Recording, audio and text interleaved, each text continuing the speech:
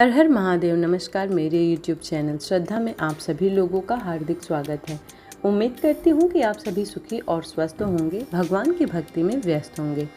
आइए जानते हैं आज इस वीडियो के माध्यम से शिव महापुराण संहिता 2 के तृतीय खंड के 43वें अध्याय के बारे में, जिसमें शिव जी की अनुपम लीला के बारे में बताया गया है।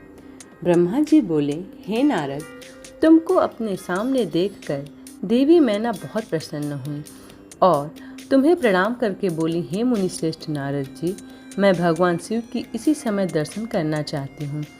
मैं देखना चाहती हूँ कि जिन शिव जी को पाने के लिए मेरी बेटी पार्वती ने घोर तपस्या की तथा अनेकों कष्ट को भोगा, उन शिव जी का रूप कैसा है, वे कैसे दिखते हैं। यह कहकर तुमको साथ लेकर देवी मैना चंद्रशाला की ओर चल पड़ी। इधर भगवान शिव भी मैना की इस अभिमान को समझ गए और मुझसे व विष्णु जी से बोले कि तुम सब देवताओं को अपने साथ लेकर गिरिराज हिमालय के घर पहुँचो। मैं भी अपने गणों के साथ पीछे पीछे आ रहा हूँ। भगवान विष्णु ने इसे भगवान शिव की आज्ञा माना और सब देवताओं को बुलाकर उनकी आज्ञा का पालन करते हुए शैलराज के घर की ओर प्रस्थान किए। देवी मैना तुम्हारे साथ अपने भवन के सबसे ऊंचे स्थान पर जाकर खड़ी हो गई। तब देवताओं की सजी सजाई सेना को देखकर मैना बहुत प्रसन्न हुई।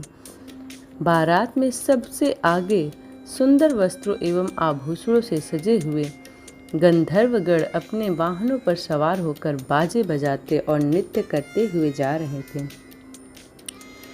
इनके गण अपने हाथों में ध्वज की पताका लेकर उसे फहरा रहे थे।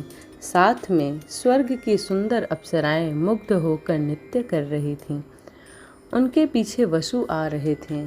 फिर मणिग्रीवाद यक्ष, यमराज, निवृत्त, वरुण, वायु, कुबेर, ईशान, देवराज इंद्र, चंद्रमा, सूर्य, भृगु आदि देव मुनीश्वर एवं एक से एक सुंदर और मनोहरी रूप की स्वामी थीं और सर्वगुण संपन्न जान पड़ते थे। उन्हें देखकर नारद वह तुमसे यही प्रश्न करती कि क्या ये ही शिव। तब तुम मुस्कुराकर उत्तर देते ही कहे, नहीं, ये भगवान शिव के सेवक हैं। देवी मैना यह सुनकर हर्ष से विभोर हो जाती हैं कि जब उनके सेवक इतने सुंदर और वैभवशाली हैं तो स्वयं कितने रूपवान और ऐश्वर्य संपन्न होंगे। उधर दूसरी ओर भगवान शिव, जो कि सर्वेश्वर हैं, उनसे भला जगत की कोई बात कैसे छिप सकती। वे देवी मैना के हृदय की बात तुरंत जान गए और मन ही मन उन्होंने उनके मन में उत्तम अहंकार का नाश करने का निश्चय कर लिया। तभी वहाँ से जहाँ मैना और नारद मुनि तुम खड़े हुए थे, श्री हरि विष्णु पधारे। उनकी कांति के सामने चंद्रमा की कांति भी फीकी पड़ जाती है। वे जलंधर के समान श्याम तथा 4 भुजाधारी थीं और उन्होंने पीले वस्त्र पहन रखे थे। उनके नेत्र कमल दल के समान सुंदर व प्रकाशित हो रहे थे। वे गरुड़ पर विराजमान थे। शंख चक्र आदि उनकी शोभा में वृद्धि कर रहे थे। उनके सर पर मुकुट जगमगा रहा था और वक्ष स्थल में श्रीवस्त्र का चिन्ह था। उनका सौंदर्य अप्रतिम तथा देखने वाले को मंत्रमुग्ध कर रहा था। उन्हें देखकर देवी मैना को हर्ष की कोई सीमा न रही और वे तुमसे बोली कि जरूर ये ही मेरी पार्वती के पति भगवान शिव होंगे। नारद जी ने देवी मैना के वचनों को सुनकर मुस्कुराए और उनसे बोले कि देवी, ये आपकी पुत्री पार्वती के होने वाले पति भगवान शिव नहीं बल्कि क्षीर सागर के स्वामी और जगत के पालक श्री हरि विष्णु हैं। ये भगवान शिव के प्रिय हैं और उनके कार्यों के अधिकारी भी हैं। देवी, गिरजा के पति भगवान शिव तो संपूर्ण ब्रह्मांड के अधिकारी हैं। वे सर्वेश्वर हैं और वही परम ब्रह्म परमात्मा हैं। वे विष्णु जी से भी बढ़कर हैं। तुम्हारी ये बातें सुनकर मैना शिव जी के बारे में बहुत कुछ सोचने लगी कि मेरी पुत्री बहुत भाग्यशाली और सौभाग्यवती है, जिसे धन, वैभव और सर्वशक्ति संपन्न वर मिला है। यह सोचकर उनका हृदय हर्ष से प्रफुल्लित हो रहा था। वे शिव जी को दामाद के रूप में पाकर अपने कुल को भाग्योदय मान रही थीं। वे कह रही थीं कि पार्वती को जन्म देकर मैं धन्य हो गई। मेरे पति गिरिराज हिमालय भी धन्य हो गए। मैंने अनेक तेजस्वी देवताओं के दर्शन किए। इन सभी के द्वारा पूज्य और इन सब के अधिपति मेरी पुत्री पार्वती के पति हैं। फिर तो मेरा भाग्य सर्वथा सराहनीय योग्य है। इस प्रकार मैना अभिमान में आकर जब यह सब कह रही थी, उसी समय उनका अभिमान दूर करने के लिए अपने अद्भुत रूप वाले गणों को आगे करके शिव जी भी आगे बढ़ने लगे।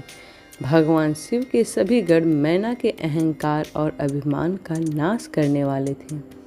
भूत प्रेत पिशाच आदि अत्यंत क्रूप गणों की सेना सामने से आ रही थी। उनमें से कई बवंडर का रूप धारण किए थे। किसी की टेढ़ी सूंड थी, किसी के होठ लंबे थे, किसी के चेहरे सिर्फ दाढ़ी मूछी ही दिखाई देती थी, किसी के सिर पर बाल नहीं थे, तो कोई हाथों में बड़े भारी भारी मुद्राएं लिए हुआ था, तो कोई औंधा होकर चल रहा था, कोई वाहन पर उल्टा होकर बैठा हुआ था। उनमें कितने ही लंगड़े थे, किसी ने दंड और पास ले रखे थे। सभी शिवगण अत्यंत कुरूप और विकराल दिखाई देते थे।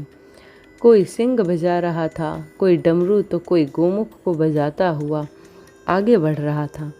उनमें किसी का सिर नहीं था, तो किसी की धड़ का पता नहीं चल रहा था, तो किसी के अनेकों मुख थे, किसी के चेहरे पर अनगिनत आंखें लगी थीं, तो किसी के अनेकों पैर थे, किसी के हाथ नहीं थे, तो किसी के अनेकों कान थे, तो किसी के अनेकों सिर थे। सभी शिवगणों ने अचंभित करने वाली वेशभूषा धारण की हुई थी। कोई आकार में बहुत बड़ा था, तो कोई आकार में बहुत छोटा था। वे देखने में बहुत ही भयंकर लग रहे थे। उनकी लंबी चौड़ी विशाल सेना मदमस्त होकर नाचते गाते हुए आगे बढ़ रही थी। तभी तुमने उंगली के इशारे से शिवगणों को दिखाते हुए देवी मैना से कहा कि दर्शन करना। देवी, पहले आप भगवान शिव के गणों को देख लें। तत्पश्चात महादेव जी भूत प्रेतों की इतनी बड़ी सेना को देखकर देवी मैना भय से कांपने लगी।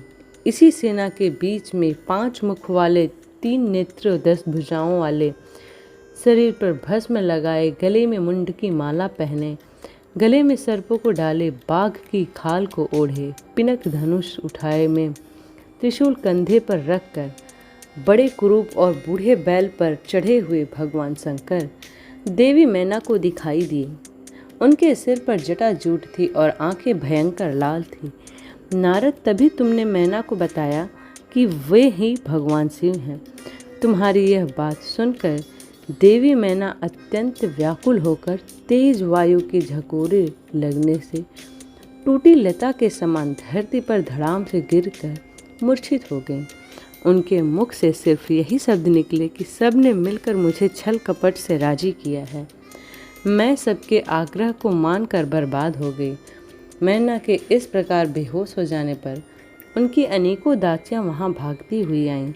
अनेकों प्रकार के उपाय करने के पश्चात धीरे धीरे मैना होश में आई। इस प्रकार शिव महापुराण संहिता 2 की तृतीय खंड का 42वां अध्याय समाप्त होता है। उम्मीद करती हूँ कि आज की ये वीडियो आप लोगों को पसंद आई हो।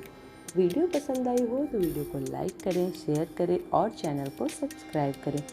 इसी प्रकार की भक्ति भाव से जुड़ी हुई वीडियोस को प्राप्त करने के लिए बेल आइकन का बटन ज़रूर दबा दें, ताकि मैं जो भी वीडियोस डालूं उसका नोटिफिकेशन आप लोगों को तुरंत प्राप्त हो जाए। मिलते हैं अगले अध्याय में, तब तक के लिए हर हर महादेव।